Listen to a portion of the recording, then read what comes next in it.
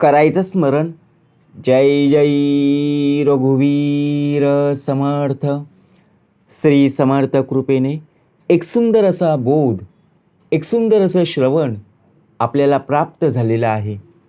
या श्रवणाच्या माध्यमातून उत्तमाचं सामर्थ्यसुद्धा समर्थांनी प्राप्त करून दिलेलं आहे. बघा प्रत्यक्षपणे भाग कसा दिलेला आहे, नक्कीच श्रवण करूया. समर्थ म्हणाले,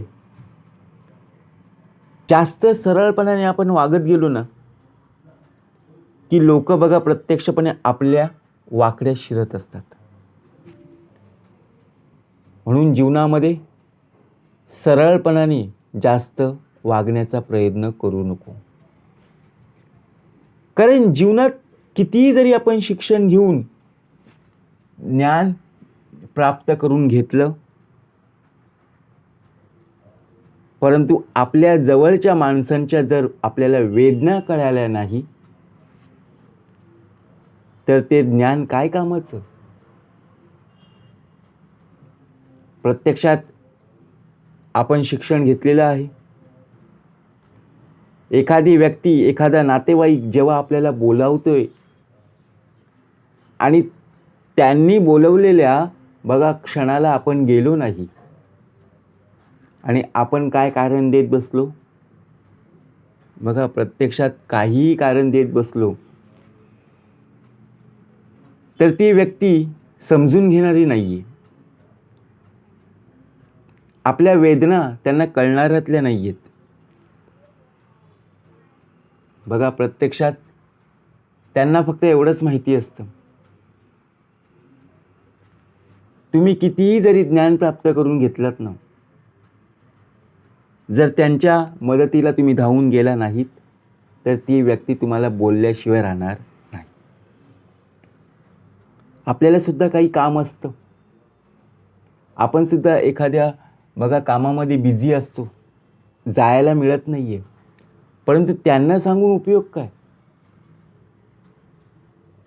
कधी कधी होते की नाही, नक्कीच. पण विचार करा, आपल्याला माहीत आहे आपल्याला जाता आलं नाही आहे, आपल्याला कारण बघा प्रत्यक्षपणे देता आलं की माझंसुद्धा काही काम होतं, म्हणून ढग आडवे आले म्हणून सूर्य कधी उगवायचा थांबला का हो, नाही. लोक आडवीच येणार, कारण आपण चांगल्या कार्यासाठी चाललेलो आहोत. लोक आडवी येणार म्हणजे येणार, परंतु थोडा उशीर लागेल, पण आपण आपलं कार्य पूर्ण करायचं. त्यामध्ये आपला देह खचून जाता कामा नये.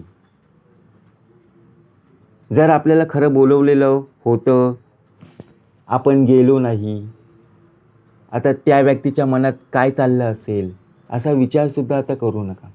तुम्ही गेला नाही ना, तुम्हाला खरंच काम होतं ना, मग बघा तुम्ही चांगल्या कामासाठी थांबला होतात, राहू दे.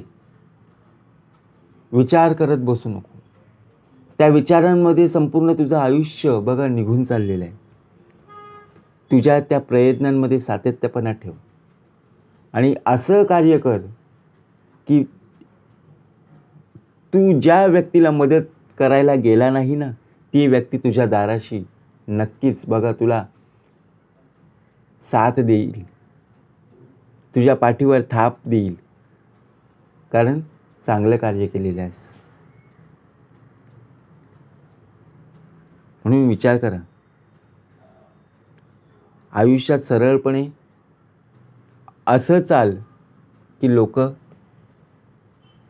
तुमच्या कडेकडे बघा प्रत्यक्षपणे वाकड्या दृष्टीने पाहणार सुद्धा नाही आणि येणार सुद्धा नाही. तुम्ही स्वतःला कधी कमी लेखू नका, कमी समजू नका. कमी समजून काय मिळणार आहे हो. कारण तुमच्या आयुष्याच्या अशा रस्त्यावर देखील तुम्ही एकटे चालत आहात. लोक तुम्हाला कसे बघतात हे महत्त्वाचं नाही आहे, तुम्ही स्वतःला कसे बघतात हे महत्त्वाचं असतं. लोकांनी आपल्याकडे पाहण्याचा दृष्टिकोन आणि आपण स्वतःहून स्वतःकडे पाहण्याचा दृष्टिकोन हा वेगळा आहे. बरोबर की नाही? म्हणून विचार करा. बऱ्याच लोकांचा असा समज असतो की कितीही चांगली वेळ माणसाला यशस्वी करत असते, पण वेळ माणसाला यशस्वी करत नाही, तर वेळेचा सदुपयोग करणाऱ्यांना यश नक्कीच मिळत असते. प्रत्येकाच्या घड्याळात बघा, प्रत्येकाच्या घरामध्ये घड्याळ असतं, हातामध्ये घड्याळ असतं. परंतु आपण काय विचार करतो, अरे आयुष्य खूप आहे, अजून खूप जगायचं आहे, आपल्याकडे बराच वेळ आहे. परंतु आपल्याला एवढं माहीत नाही ना आपलं मरण कधी आहे. बरोबर की नाही? आपला शेवटचा दिवस कसा असेल, कधी आहे हे माहीत नाही आहे. परंतु आत्ताची जी वेळ आहे त्या वेळेचा सदुपयोग करता आला पाहिजे. जर आपण आत्ताच्या घडीला जर चांगलं वागत नसू, तर बघा लोक आपल्याला नावं ठेवणारी आहेतच.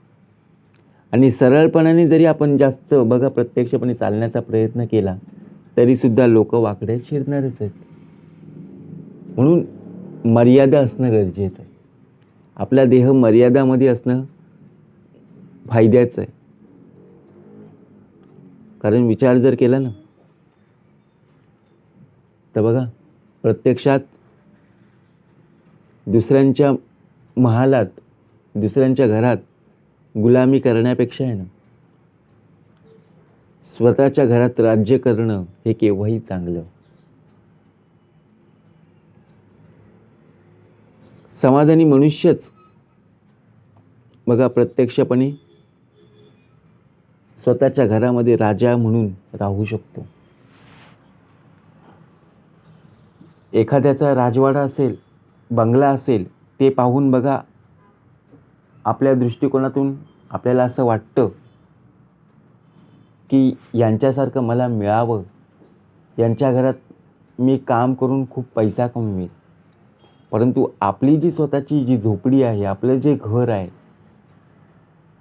त्या घरामध्ये बघा 2 वेळचं शिजलेलं एक वेळ आपण जे खातो ना, किंवा एक वेळचं शिजवलेलं 2 वेळा आपण खातो.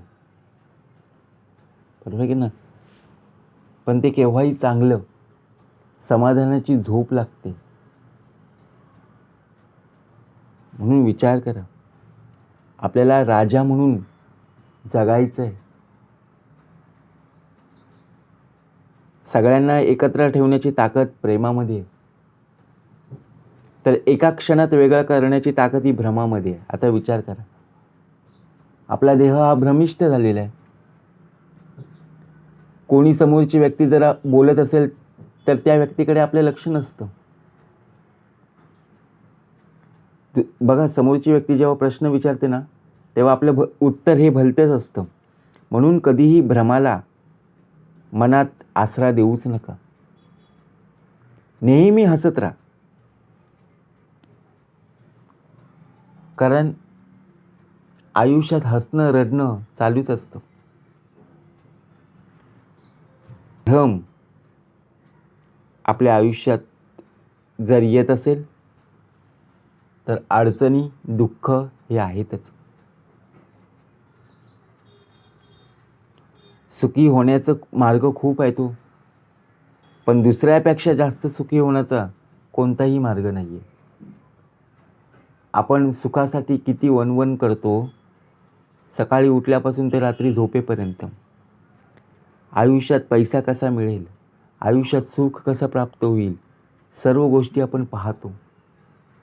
परंतु दुसऱ्यांपेक्षा मला जास्त मिळावं किंवा दुसऱ्यांपेक्षा जास्त मला सुख प्राप्त व्हावं यासाठी जर तू अट्टाहास करत असशील तर आयुष्यभर कधी तुला प्राप्त होणार नाही.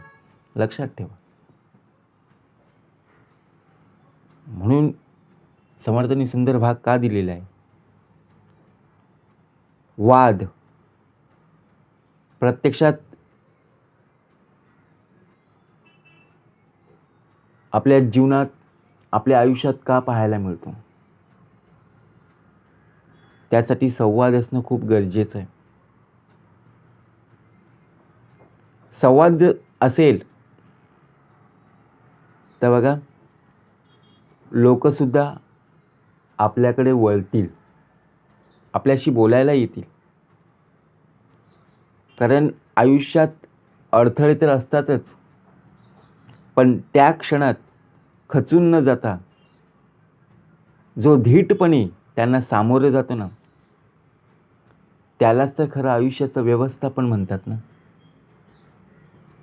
आपल्याला एखादं कार्य करायचं आहे, ते कार्य करत असताना बघा आपल्याला ते कार्य पूर्ण करता येईल का?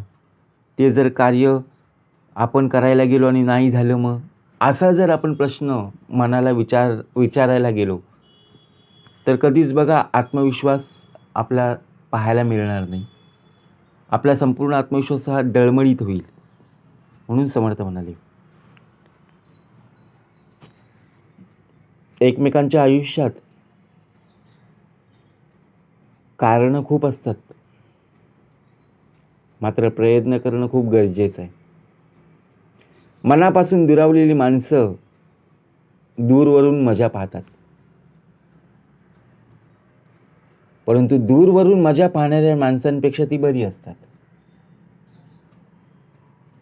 आता विचार करा, आपल्या आजूबाजूला सुद्धा आपण कार्य करत असताना लोक असतात, परंतु मनापासून दुरावलेली माणसं आहेत ना, त्यांना एक वेळ बघा प्रत्यक्षपणे आपण बोलवायला गेलो ना, ती येतील. परंतु दूरवरून मजा पाहणाऱ्या लोकांना जर तुम्ही बोलवायला गेलात ना, ते फक्त आनंद घेतील हो. लक्षात ठेवा, हा त्रास तुम्हालाच होणार आहे. म्हणून कोणत्या गोष्टीमध्ये अडकून न राहता एकदम सरळ मार्गी असणं, ज्याप्रमाणे सरळ बघा प्रत्यक्षपणे स्वभावाची माणसं जेव्हा पाहायला मिळत असतात तेव्हा त्यांच्याच आयुष्यात वाकड्यात शिरणारे लोक ही खूप पाहायला मिळत असते. लक्षात ठेवा, समर्थ म्हणाले, कारण आपल्या पदरी अपयश जरी आले ना, तरी लोकसुद्धा आनंदी असणारी आपल्याला पाहायला मिळतील, परंतु असं संबंध ठेवणारी नाही आहेत. आपल्या तित का अपयश आलेलं आहे, या अपयशाची आपल्याला उत्तरं देणारी नाही आहेत.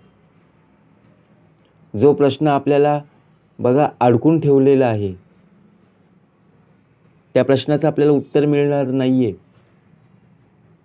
तर आपल्यालाच प्रयत्न करावे लागतील. आपल्यातील चांगल्या गुणांवर सगळे गप्प राहतील, पण विचार करा,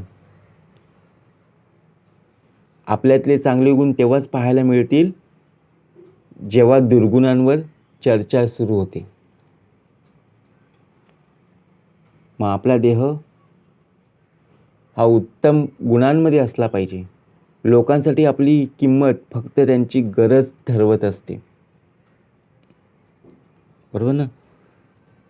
म्हणून जिव्हाळ्याचे ऋणानुबंध असल्याशिवाय कोणी कोणाच्या आयुष्यात येत नाही. आपण विचार करतो, ही व्यक्ती माझ्या आयुष्यात असली पाहिजे, परंतु त्यासाठी तुला काय करावं लागेल? गोष्टी मनात साठवून ठेवण्यापेक्षा आहे ना, त्यावेळेस बोलून मोकळं झालेलं हे केव्हाही चांगलं. आपण जेव्हा बोलायला जातो ना, तेव्हा आपण बोलत नाही आहे. म्हणून समर्थ बोलले की प्रत्यक्षात जे काही बोलायचं आहे ना, ते आपण तोंडावर बोललं गेलं पाहिजे. मनात ठेवून त्याचं उत्तर आपल्याला पाहायला मिळणार नाही. म्हणून उत्तम प्रकारे राहणं, उत्तम प्रकारे आयुष्य जगणं हेच सर्वात महत्त्वाचं आहे. जय जय रघुवीर समर्थ.